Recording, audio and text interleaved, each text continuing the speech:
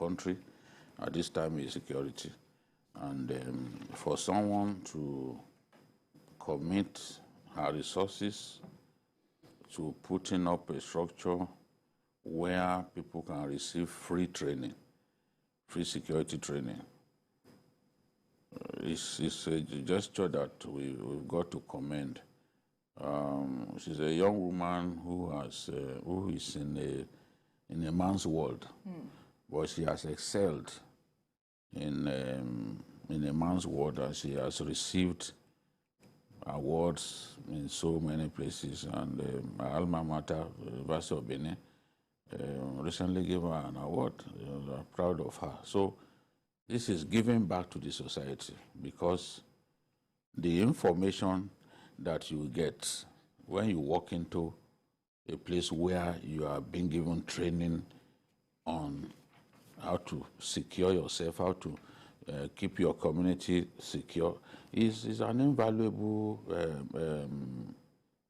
information. Or someone to tell you these are the do's, these are the things to not do. You can imagine if I have information about places that are too dangerous to go to any time from 7:30 in the night. Of course, I won't go to those places.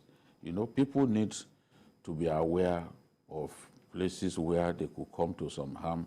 People need to be told what they need to do when they are confronted by some favorable situations, you know, that are available for people to receive free training. Yes, about on security. So, Lainka, what are your thoughts on this development, even as we're talking about the elections? And of course, if we're to look by extension, the kind of support that she should be getting to ensure it doesn't just doesn't handle only Ikorodu, but by extension other parts of the state as well? Well, I think it's a very, very noble gesture. What she has done is very good, and as we all know, government cannot do this alone. Right. Individuals that have things to offer that are blessed should also cooperate with the government, because every time we complain about government not doing something right, there are areas that individuals or companies can come in. Yeah. This is where she has come in. She has done her own in Ikorodu. Others may do their own in Ikeja and all other places. So this kind of gesture is a very good one, and we hope that others will copy from her and bring in their own expertise and contribution to see that the security situation in the country is improved. Because if you have the wherewithal, you need to invest it so that other people will also learn from it, and other people, apart from learning from it, will also gain from it. Right. Because some of these things, what many people don't understand is that when you look out for everyone, you are looking out for yourself too. Because if you continue to protect yourself alone, those who are threatened, one day, you will also, it will extend to you. So I think she has done a very good job. Yeah, indeed, I would say. She deserves to be commended for that beautiful job. But I would say I'd like to talk about the sustainability of the plan. But well, let's give her a little bit of encouragement that this is something to start with. And it's a good thing to see that the Commissioner of Police, Lagos State, and the Commandant of the Civil Defense were both present. Right. Yeah. You know, which is a direct message that, look, we support what you are doing. We know what you are doing is for all of us. Indeed. So. All right, let's quickly move on to our next issue of discussion, where banditry, the hide-headed monster ravaging the Northwest, has raised its ugly head again, this time in Zamfara State and Bauchi states. Scores of bandits and 13 military personnel were killed following days of intense aerial and ground duel between the two sides around Dansadau district of Maru local government area of Zamfara State. Our eyewitnesses recount that dozens of civilians were also confirmed dead following airstrikes and fire exchange in the affected communities. And reports say about 69 people were buried in Mutunji community, 27 in Malele, and 6 in Dansadau town. Babajide, you know, the volatility of the north can be a major concern. Looking at the infiltration of these terrorists and bandits in the north. But what are your thoughts, first off, on how the state authorities are handling the situation? You know, the government of the states is taking some measures of its own. The armed forces are taking their own measures. They all want to see an end to the nonsense that is going on in the north. Remember when I went to Zamfara State to do some work, and I went to interview the governor, the first thing he said was, I'm sure that before you came here, your family must have organized vigil, prayer vigils for you because of the state of insecurity in our state. But the truth is, my wife did not know I was going to Zamfara. Or you refused to let her know? Yeah. So that she doesn't get scared? See, this is a place where even soldiers get ambushed. You are talking about soldiers killed here in an ambush, more than 10 of them. So even if you have security, it is the security that God provides that can save you, because you don't know when an attack can come. You know, that you are accompanied the course of doing an investigative work is no guarantee that you can't lose your life, because bandits who have access to rocket-propelled grenades, a rocket-propelled grenade is meant to destroy armor tanks, and they fire it at human beings. So you can imagine, even if you are being guided, all it takes is for you to come out on the wrong day. It's not funny at all. Look at the number of people we have lost. Now in Zamfara, which is seen as the epicenter of banditry in our country because it plays host to extensive forests where these people can hide and all that. Maru local government is one of the biggest local governments in our country. It's bigger than some states. All of the states in the southeast, except Enugu State, there's no one that Maru local government is not bigger than. Just one local government in Zamfara. So they have where they can hide. It is in this Maru local government that we have Dansadau, and Dansadau has a big forest that these bandits have been using for so long, terrorizing our people. You form vigilante groups, they slaughter the vigilantes. But the armed forces, they are doing their best. The Air Force especially, they've been bombing these guys. What we heard was that some of the people that when they were attacked, some of them went and easily blended with civilians, leading to collateral damage. I don't have the full information, but I know that the state government has commiserated with a family. So that means that the state government has information that some civilians died. We may not know how many civilians. In this kind of war, where the territories are not defined, where there's no proper rule of engagement, this kind of collateral damage will happen. People who do not deserve to die will die. And that's why Delegiwa said in 1986 that, unfortunately, I'm quoting exactly the way he said it, unfortunately in all wars, those who die are those who do not deserve to die. People, those who do not deserve to die will die in this kind of crossfire. Because when you ambush soldiers and you kill as many as 13 soldiers in one day, you expect that there will be a fight back. You should expect that you get a bloody nose. But in the process, some civilians die. So these bandits, about 5 of them, bandit leaders ganging up to confront the military, is something that we have to put an end to. because a bandit leader alone, Bello Tuji or even Ado Haleru, they have equipment, they are strong enough. They brought equipment from as far as Niger. Now, for them to come together, up to 5 of them, to confront the armed forces, it shows that they are now, that we are in a new phase now.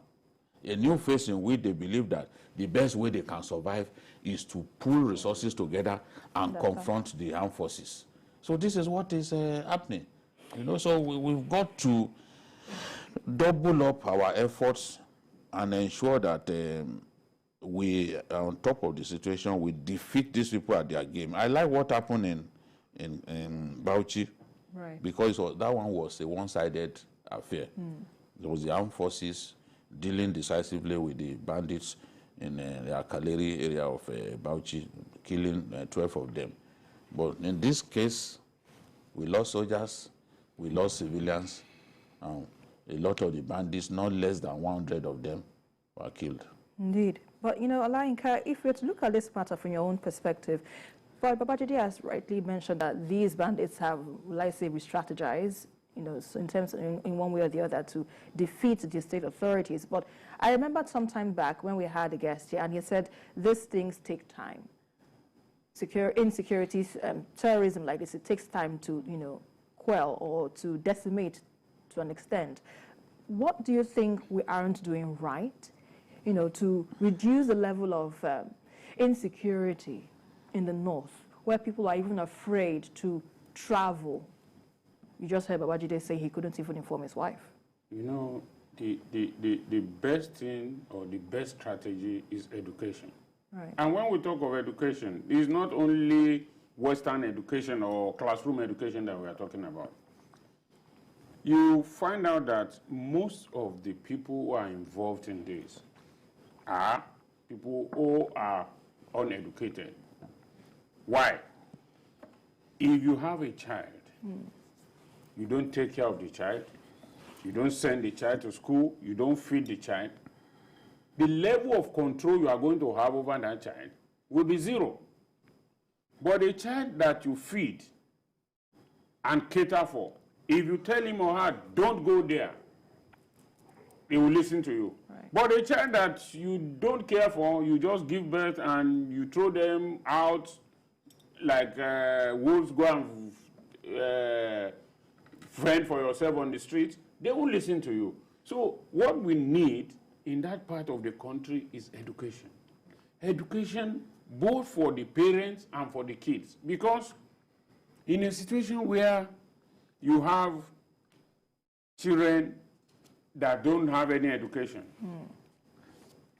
there's that cliche that says, he that is down need fear no fall. I mean, the guy he already knows that he doesn't have anything at stake. If you look at it, not much has been spent on him or her for education. Not much has been spent in time of feeding and clothing. So perhaps the only cloth on his back is the only asset that he has. And he feels that if he dies, there's nothing wrong. So when you talk to such a person that, come and join us, we can make your life better, they point out at some seemingly prosperous people that we can do this, such people will join you.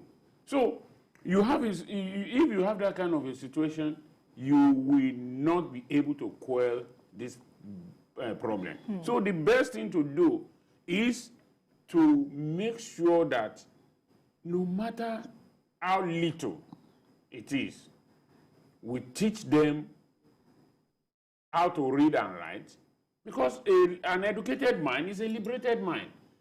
You cannot go to someone who perhaps had secondary or primary school education and begin to brainwash such a person. The way you brainwash such a person and someone who doesn't even have any modicum of education will be different. And their response will be different. Because if we don't have these people educated, we will continue to have this problem. Now, 69 people killed. 27, I mean, when you put all this together, you begin to ask yourself, does life matter to us again? People just die. It no longer made news in the newspapers or on radio, on TV. Before, it would be a banner headline, it would be the major item on news, on radio and TV, but now, life has become so cheap. Nobody, I mean, we just say 69 people died somewhere and everybody goes on. But if it is elsewhere, Google will do this, and then we will all say, oh, we will mourn with you. But, I mean, what is the exact worth of a life of a Nigerian? Indeed. What is the exact worth of the life of Nigerian? Babajide, what options do you think we need to explore in addressing the situation? Well, technology is key, but it is also true that the idle hand is the devil's workshop. Right. For a lot of these guys, there is no government presence in their communities. Poverty has become so rampant.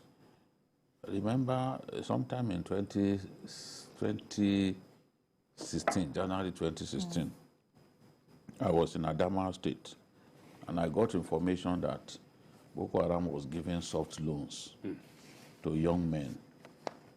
And when it's time for you to pay and you can't find the money to pay, they conscript you into the army. That's how they were raising people. When I said that thing on air, some people said, Jide has come again.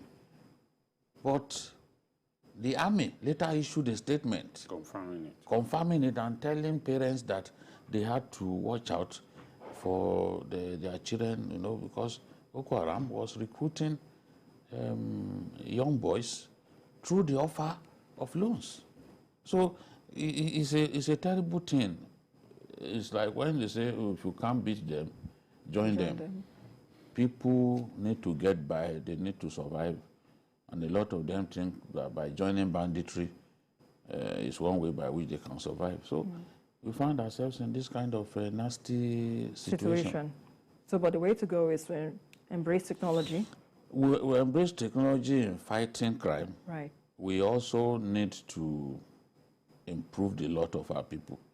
If the economic situation continues to degenerate, of course, crime rate will not come down. Indeed. You have to ensure a more equitable distribution of the wealth of our country so that people can find something to do. More and more people are coming out of school with no jobs. And what do you expect? As far back as the 2016, 2017, our unemployment rate had already exceeded 30%. Only God knows at what point we are now. So you see young people becoming 419, advanced fee fraudsters. They think that's the way to survive. It's crime, so it's still crime.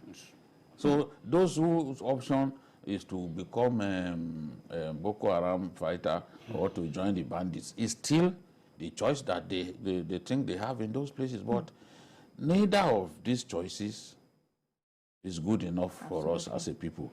All right, let me quickly take this call from Kano. Mukhtar, if you are still on the line, please go ahead with your contribution. Yeah, hello, good evening, Mr. Jide and others. How are you doing? Good evening, we are hearing you. Yes, my contribution on this topic is that, you see, government must change its policies for the better of the society. The government policies must be good towards, the governance of the people. Because once the policy is geared towards, the grassroots, so that the people are happy, people have something doing, people are doing what they are supposed to do. Otherwise, this will continue forever, because if there is inequality in everything, and people are seeing that their money, their wealth are being used by some few individuals to serve their few individual interests, while the masses are suffering, what do you expect? People say idle minds is a devil workshop. Engage people. Jide, when we were young, we were not being treated this way. Everything is free in this country. We were in peace. We were brother keepers. Why now? Why does this difference come up? So we have to change for the better of Nigeria. This is my contribution. Thank you very much. Thank you so much. Thank you very much, Mukhtar, for your contribution. Well, that's where we can leave it for now. But let me get your final thoughts on this, Olayinka, before we move on to our next discussion. Well, just as he said, as long as we don't allow the country's wealth to go around, we are sitting on the keg of a gunpowder. Because there are some people who are so deprived, as I said. He that is down need fear no fall. You just look at it that if I'm going to die, let me die. I mean, this suffering is too much. Those are the kind of thoughts.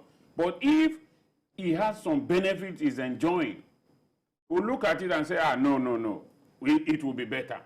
That tomorrow might be better. But in a situation where we have allowed our people to lose hope completely, we are done for.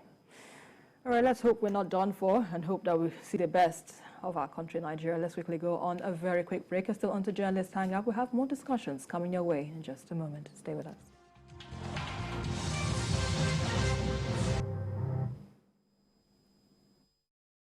My brother, my sister, do you know that winning an election is not only about getting the majority vote? For that your candidate to be declared winner of the election, he or she must secure 25% of the vote in 2/3 of all states plus the FCT to be president, and 25% of the vote in 2/3 of all local governments of a state to be governor. This is constitutional, and every presidential candidate has had to pass this threshold. Even governors have had to make this mark to get elected in their states. We live in one country with different languages, religions, and ethnic groups. This is why it is not enough to have only northern votes, or southern votes, or eastern votes, or western votes. The only way to get elected as president or governor is by gaining enough support across the country and states. Let us make sure that we know now so that we don't cause an issue tomorrow. This message is brought to you by the Center for Democracy and Development, CDD, with support from the Foreign Commonwealth and Development Office, FCDO.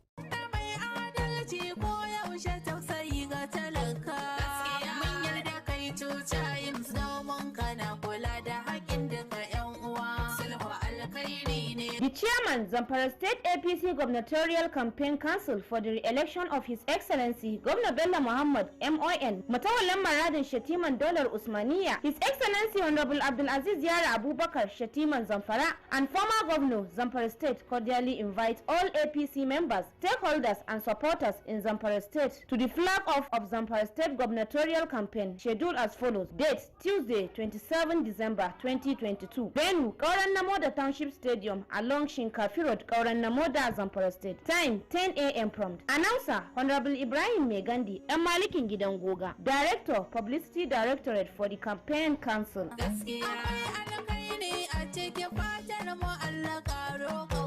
Rice value chain, this is where I'm talking about the rice mills. There are 10 rice mills currently under construction.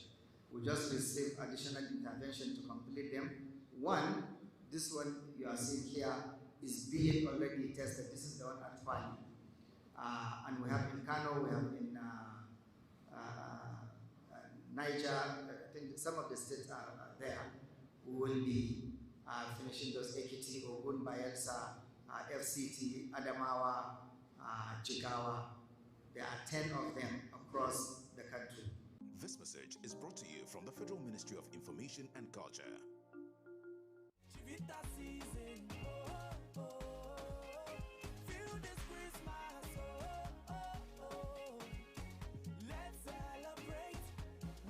Everyone has a Chivita this season. What's your Chivita? How important is comfort to you?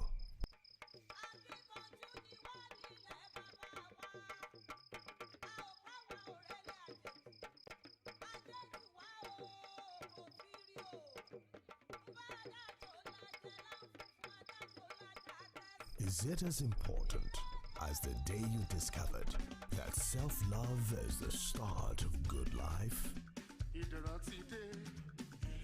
Here is a comfort that your self-love, Iderade, transit into your serenity The opportunity awaits you on this peace of mind as you pay in installments of 24 months with initial deposit of 500,000 naira. Serenity at its finest.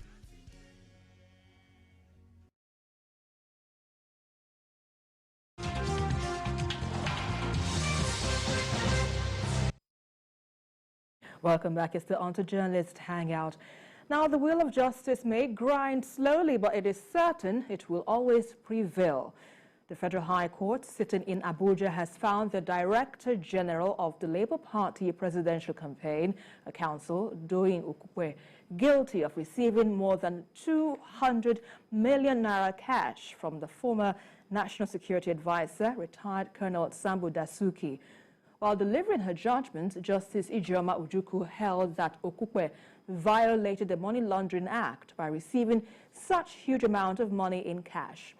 Consequently, Okukwe was sentenced to 2 years in prison based on counts 34 to 59 as filed by the Economic and Financial Crimes Commission. Well, he has, however, paid the fine of 13 million naira to escape being jailed.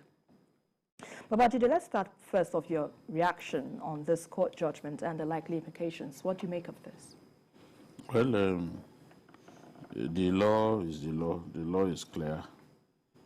You must, if you are receiving a sum of money in excess of 10 million, 5 million, 10 million, you have to pass through the courts. You are not permitted to receive cash because they know that receiving cash enables money laundering. Receiving cash enables corruption, in the real sense of the word. You know, if they had agreed amongst themselves that, oh, this money, what you should actually pay is 150.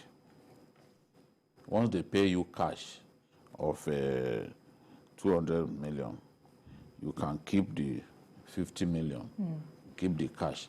The people that you want to settle, you settle them. That's how corruption regenerates itself. So the framers of the law will know that, okay, when money passes through the banks, it allows the FCC to be able to trail, follow the trail and know where it terminates in the final analysis. But if you give cash, it becomes difficult. You know, it becomes difficult to even trace. So this is the thing. But you know, during the time of the former NSA, and because such monies are not audited anyway, usually when they need some money, they will just say, go and meet the NSA. The NSA will give you. Or most of the time through the directive of the, based on directive of the president. But as the judge said, yes, the president gave directive, but he did not say that they should pay you in cash. So it's not an excuse. The judge fined her 500,000 on each of the 26 count charge. And the judge was quite lenient, allowing for allocutors, and then his wife, the plea of his wife, as well as the plea of his son, led to the leniency that I think the son is Adesunkami. So the judge was lenient, allowed the option of fine. If there was no option of fine, Okupe will have been cooling his heels in maybe Kuje prison or somewhere else. And you know, but I want to before I want to ask you this. You know, this is not the first time we get to hear politicians having this amount of money in cash. So I'm even wondering if this is a case where a court could give such a judgment. I would like you to see more individuals brought before the court for issues of, you know, handling such amount of monies. It depends. If the EFCC does not file, if the prosecutorial agencies do not file the charges, they get away. It's still happening even today. Even higher sums have been exchanged In cash? Yes, In fact, I just saw a story in which they said government will stop cash withdrawal from public accounts. That will go a long way because a lot of people in government officials, senior people in government, ministers, and they receive bribe. They receive bribe. And when they receive this bribe, a good number of them will receive bribe in naira and then go to convert it to dollars. That's why our taste for the dollar, our hunger, our appetite for the dollar is undiminishing. At any time of the year, the appetite is undiminishing because our people, a lot of them have stacked so much cash and they want to use dollars. Somebody got a hefty bribe the other day. He wanted to use the money to buy a house. What did he do? He got 80% of the money as dollars. The remaining sums of money, the remaining amount was in naira. The dollar is easier for them to move around. Yeah. You could actually have $10,000. Nobody will know you have anything. Even $20,000. You know. So this is the thing. We have to deal with money laundering, and it is by applying the law, right? By applying it strictly, that we can defeat money laundering. People think, oh, because the president gave instruction that they should give you money. But the president didn't say pay him cash. If you have evidence that he said pay cash, then bring it up. If the president says that, that means the president himself has infringed on the law because the law is clear. So it's a lesson now for some of these politicians, but I know that they will not stop. Rather, they will try to cover their tracks. And a lot of them are very daring. A lot of our politicians are very daring. They don't fear anything. You look a politician in the face, you know that guy. This one looks like somebody who has killed someone. Because they just very daring, very menacing look on the face of the politician. It's a devil may care attitude. Whatever happens, you know, they always think that they can circumvent the law. But at least we are seeing occasionally the EFCC, the ICPC able to prove their case against some politicians sufficiently to the point that conviction can happen. Right. We need a lot more convictions, you know, so that the attitude of our people can change. Right. But Lainka, you know, even if as much as this might be a good development in terms of justice and how to contain money laundering in our country, there are insinuations already that this conviction of Mr. Kukwe was targeted solely at his principal, that is Mr. Peter Obi, and of course, as a Labour Party presidential candidate. But what do you make of this? Do you think that could be a likely insinuation here? Well, no matter what happens, there will be that insinuation. One, because of the party it belongs to, and secondly, because of the time it is happening. As far as we can see, what is there is, this has happened to Okukwe today. Who is next? We not rule out that fact that people will say, oh, because he's obedient, is this, is that. Granted, everybody has the right to say that. But what we need to know is that what he did, is it right? No. Because whether if today it is Obi that is Okukwe, tomorrow the shoe might be on another leg. And if it is another party, the party in power today, we also say it is because. So, and that is the reason why our laws are being breached. Because if you look at what people are going to say, even if you are assuming that it belongs to the ruling party now, there will still be some people who will bring out some reason that, oh, because he's from this part of the country, or because he's supporting this candidate. So, but the issue is, when did the case even start? The case started long before now.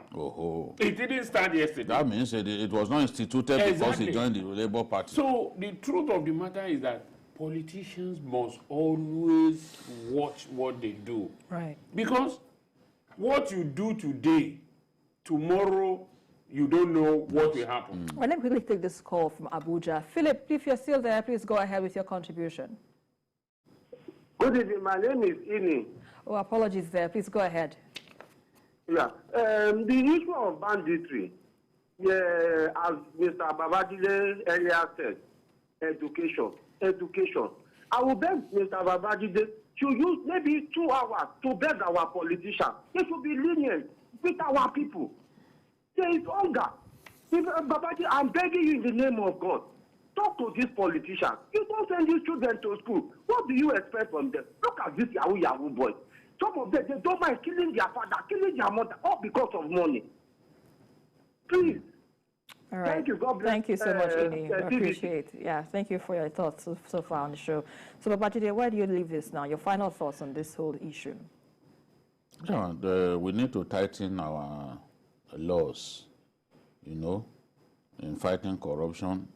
We need to strengthen the agencies, make them more efficient, and let's deploy technology a lot more so that it will be difficult to get away with corruption. In other countries of the world, even former presidents have been jailed. Yeah. You don't steal their money. You try it, nothing will save you. But in our country, you tend to feel that laws are made for the commoners alone. That should not be the case. Anybody who has wronged, who has infringed on our law should go to jail, no matter who you are, no matter who you work for. Once you've committed the offense, you deserve to go to jail. People can then say what they like afterwards. But if you commit an offense, there's no other place for you. It's the jail. And the laws should be made tighter. Why are we increasingly having drug trafficking and all that? Because the punishment for drug trafficking is a slap in the wrist. It's a slap on the wrist, yeah. So let's make the laws tighter. Where we need to amend the laws, let's amend them, and so that we can defeat crime in our country. Right. Olaika, but let me quickly ask you this question. What do you think the party, that's the Labour Party, should do following the conviction of its campaign director? No, it goes without saying.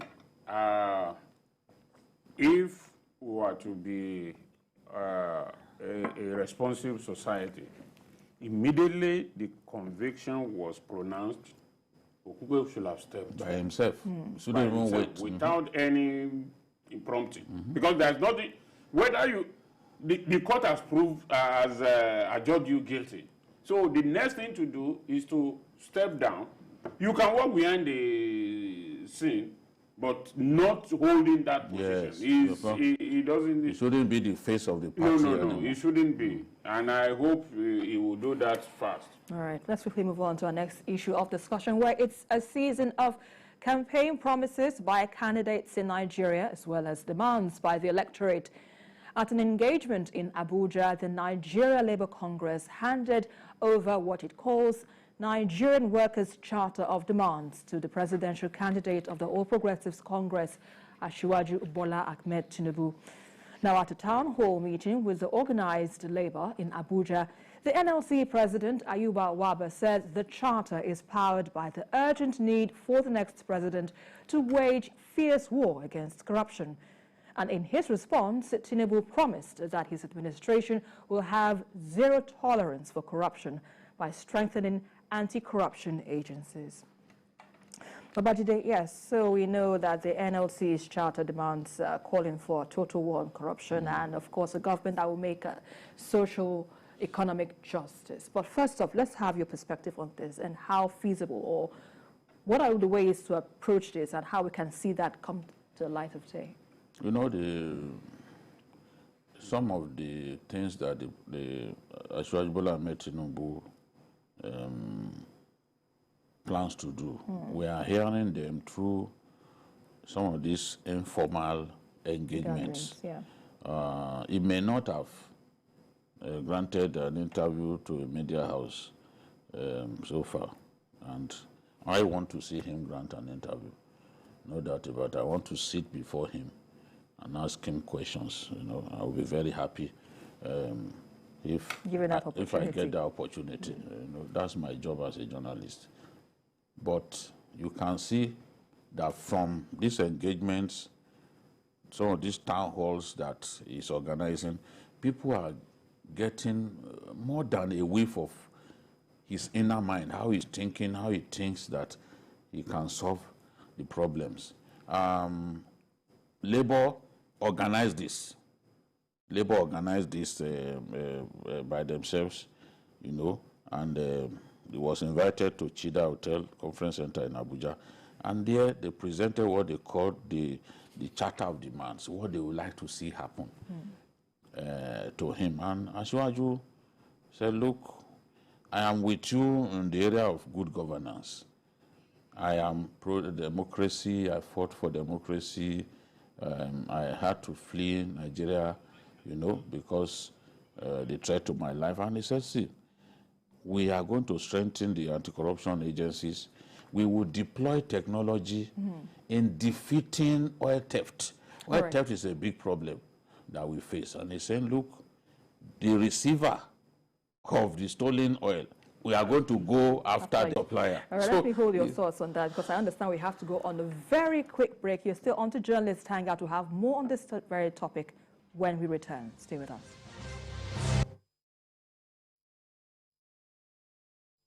Life is self-expression in your own space, in your own way. And when you've got your whole life ahead of you, your style simply becomes your attitude. And at the right time, you step out to bring more of you right into your space. Welcome to the world of Vento Furniture.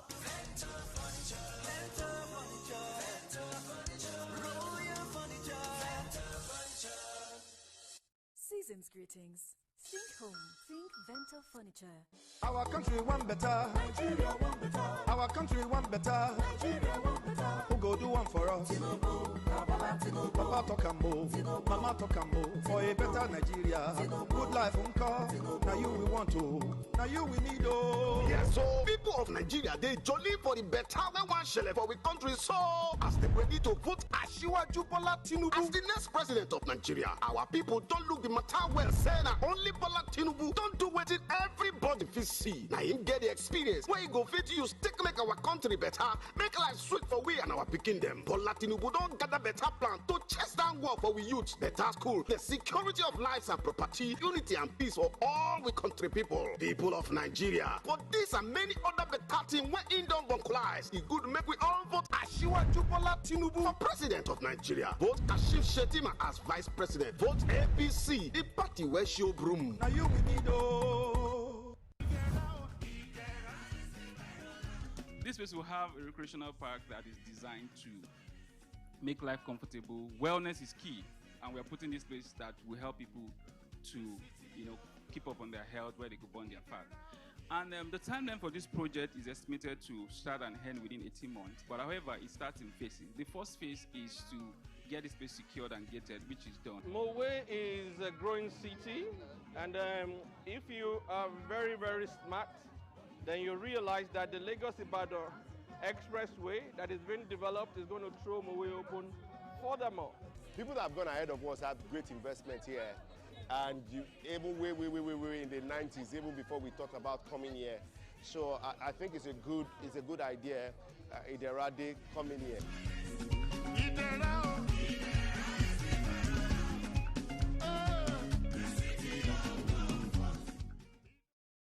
We will also have been able to launch the Road Infrastructure Tax Credit Scheme. This was also done in January 2015. This is a very innovative tool that enables us to use private sector funds to, with those partners, developing roads and then recovering their investment over a period of time using tax credits. In this space, we have 33 road projects across the country that have been approved, covering 1,564 kilometers as at the end of 2021. And so far, we've been able to disburse 78.7 billion under the tax credit scheme to the investors. These investors include Dangote, NLNG, MTN, Globacom, and Goa, several investors that have elected roads that have economic impact across the country. This message is brought to you from the Federal Ministry of Information and Culture.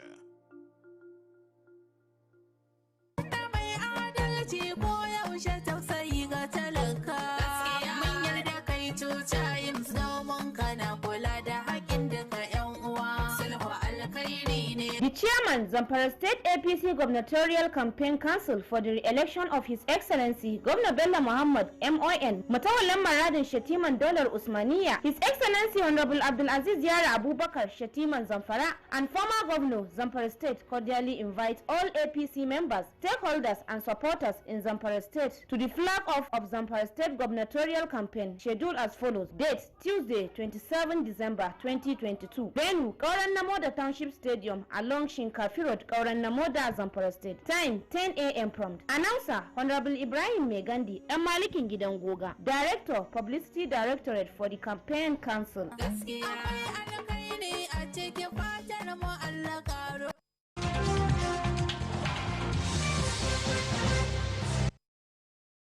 Welcome back. You're still on to Journalist Hangout. So, today you are giving us your thoughts on the issue pertaining to the NLC. Yes, I said that the NLC had an opportunity to hear what the candidate of the APC would do if he becomes the president. And he told them that he was going to fight oil theft through the deployment of technology to protect the pipelines and by going after the receivers of stolen crude.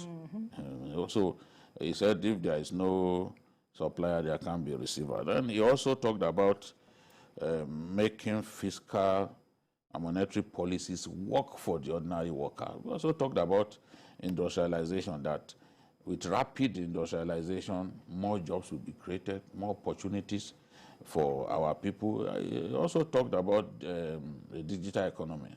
Our young people, they need to be encouraged. We know that our people are very strong in that area. Young Nigerians, very creative, very inventive. And these are the people that he said he will focus on how to get the best out of them. So it was an opportunity to hear from him. They sent for him. He obliged them, and they listened to him. And now Labour has an idea of the kind of things that the presidential candidate of the APC would do if he gets the opportunity to run Nigeria. So, Mr. Layinka, although that these are, when you say these are more like a campaign promises because of the elections which are fast approaching, what would you say that it is just more promises that may never be fulfilled? What are your thoughts? Do you share the same sentiments? Whether the promise is fulfilled or not does not essentially rest with the candidate. It rests with the Labour and the electorate. On May 1st, 2015, the NLC said that they are going to hold Buhari and APC to their promise that they will provide 3 million jobs a year. 7 years down the line, as the NLC asks this question, a candidate can come and make all the promises in the world. Those are for optics and sound bites. Everybody, newspaper, magazines, and radio, TV, we are quoting what the APC candidate has said he's going to do now. If he has the luck and he becomes the president, will NLC come back to ask him this question? Because today now, jobs, people are losing their jobs and so on. Have they asked President Muhammadu Buhari that you and your party promised us 3 million jobs? Where are the jobs? Who are the people that you have employed?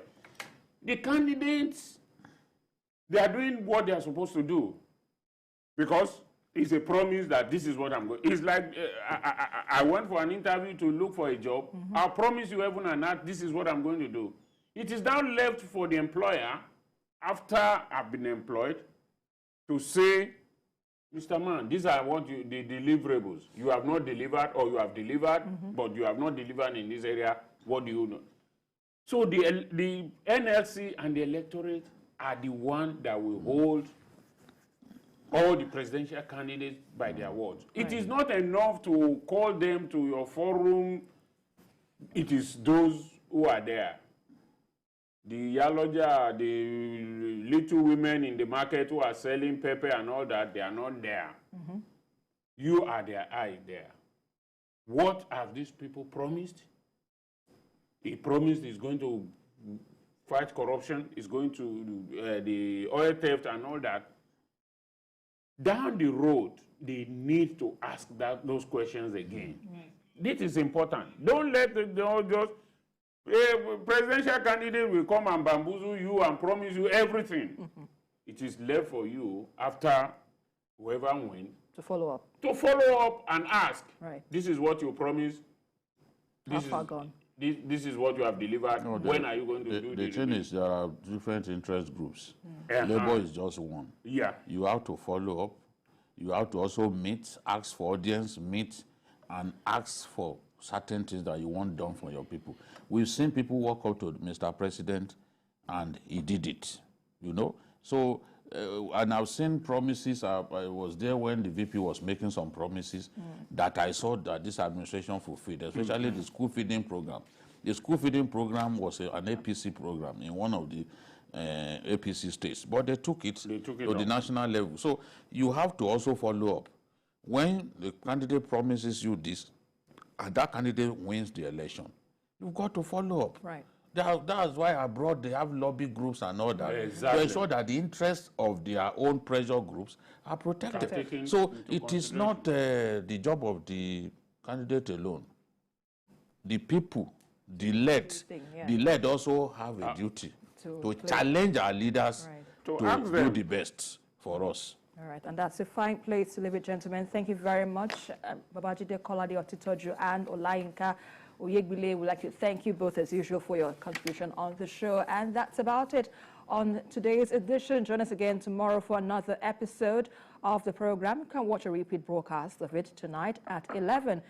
Join us again on Sunday from 1:30 to 3:30 p.m. We are also on YouTube at youtube.com/TVC News Nigeria. I am Esther Makwariola. Bye for now, and God bless Nigeria.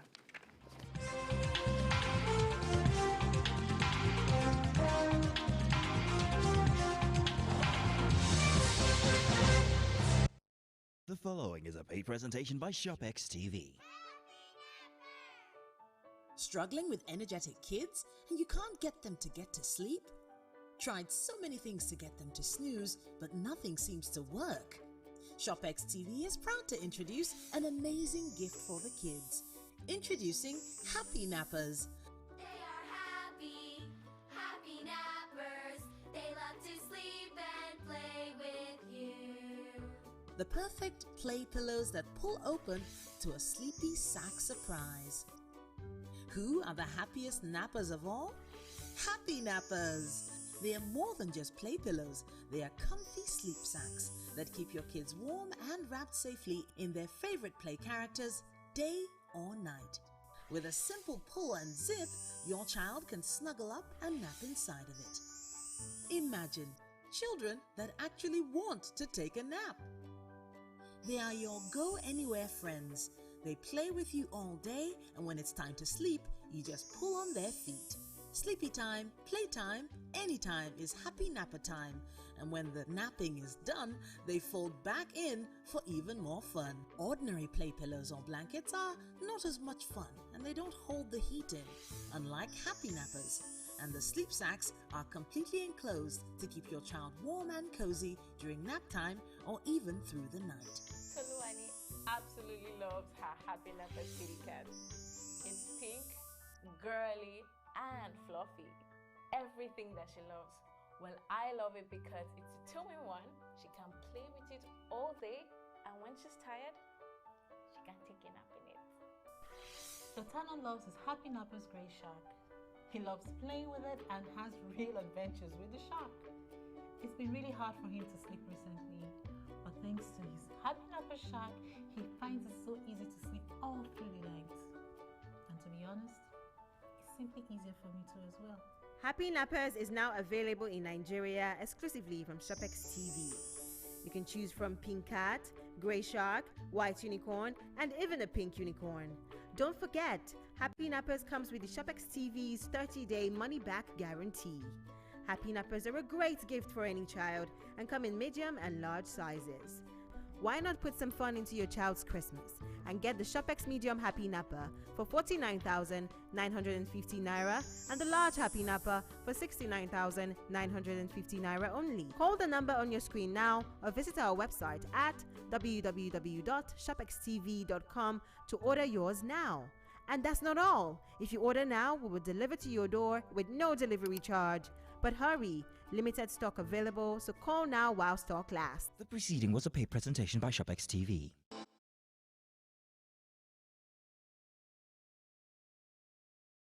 Please. No, it's not yet. Not yet. Not yet.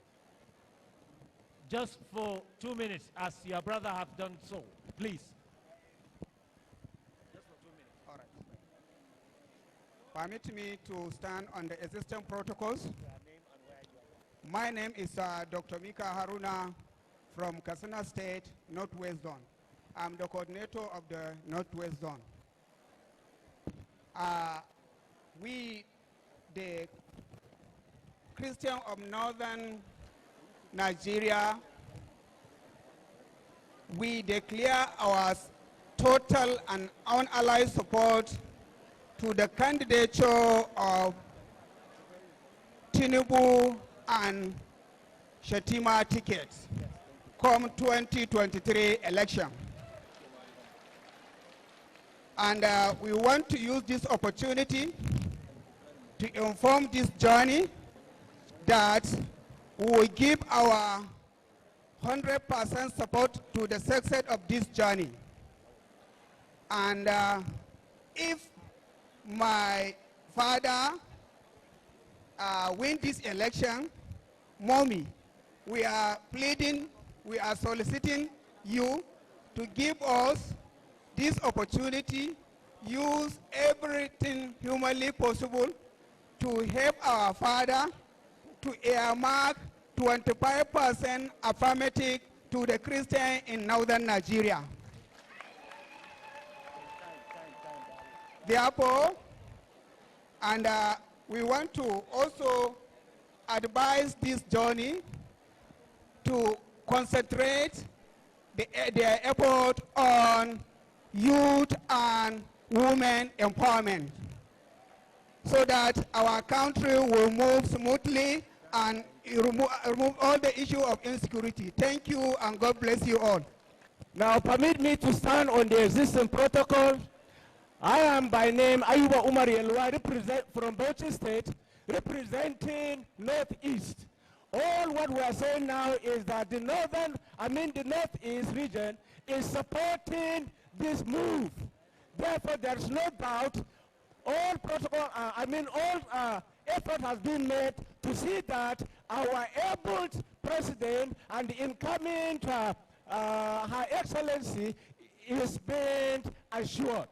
Therefore, all we are saying is we are wishing them the best and a happy stay in the throne. God bless Northern Nigerians Political Forum, and God bless the Federal Republic of Nigeria. Thank you very much. And God bless you too. Please, another big round of applause for all the three of them that have spoken for the central zones. And then now, let's see my it with Zumuntan Mata, da Allah idan kuna nan ku taho. Mama muna jin da ke ma kuna jin da mu. Wanda ba su santa ba, ana ya masa gata na a gaba mu. Ina wadanda ba su santa ba, gata na a gaba. Mama mu duka. Mama Modoka, ina wadanda ba su santa ba, a nuna mata gata nan a gaba mu. Ina wadanda ba su santa ba, a gaya mano. Mama mu Nigeria, Mama mu Nigeria. Ina wadanda ba su santa ba, a gaya mas gata nan a gaba mu. Ina wadanda ba su santa ba, a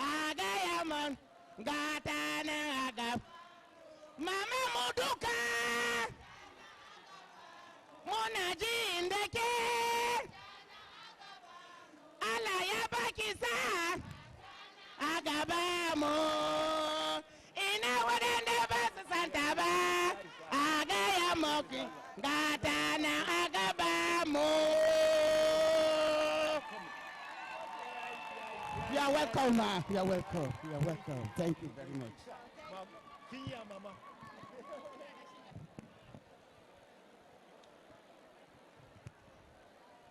So, you have seen it. Distinguished Senator Remy Ahmed Tinubu, she is a simple woman.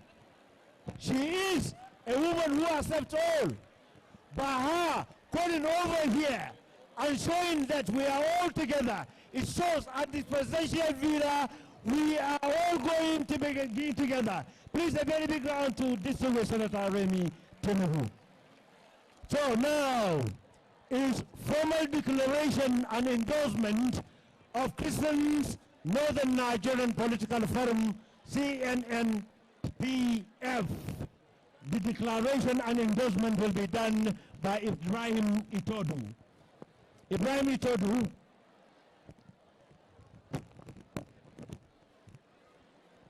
Praise the Lord. Praise the Lord. It is not the gathering here that matters, but I'm sure you are going to cast your vote for Ahmed Bola Tinubu Shatima to win. If that is yes, say yes.